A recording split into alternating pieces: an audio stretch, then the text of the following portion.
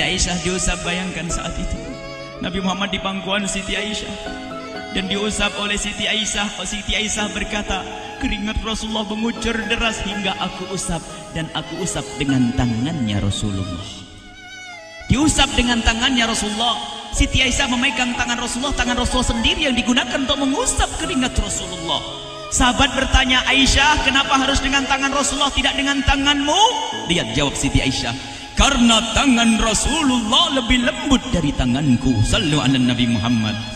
Masih sempat nyanjung tuh sahabat Nabi. Dalam keadaan begitu masih menyadari kelembutan tangan Rasulullah, jasad Rasulullah, kemuliaan Rasulullah sallallahu alaihi wasallam.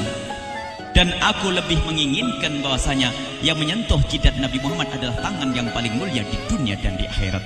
Siti Aisyah nggak berani menyentuhkan. Pengennya yang disentuhkan di kening Rasulullah adalah tangannya Rasulullah sallallahu alaihi wasallam. Kemudian setelah itu Nabi Muhammad merasakan sakit yang sangat untuk kita. Kemudian Nabi Muhammad mengangkat tangan tinggi-tinggi mengucapkan la ilaha illallah inna lil mauti lasakarat.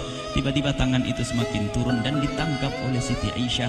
Dan di saat tangan itu jatuh di tangan Siti Aisyah, kemudian tiba-tiba paha Siti Aisyah merasakan berat kepala suci Rasulullah. Dan saat itu Siti Aisyah sadar bahwasanya Rasulullah sudah kembali kepada Allah Subhanahu wa taala. Sallu ala Nabi Muhammad.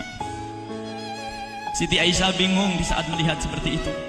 Ditaruh pelan-pelan wajah Rasulullah sambil menangis lalu berkata, Rasulullah sudah meninggal. Para sahabat Nabi pada bingung. Sayyidina Ali tiba-tiba terduduk, nggak bisa berdiri. Sayyidina Utsman nggak bisa ngomong.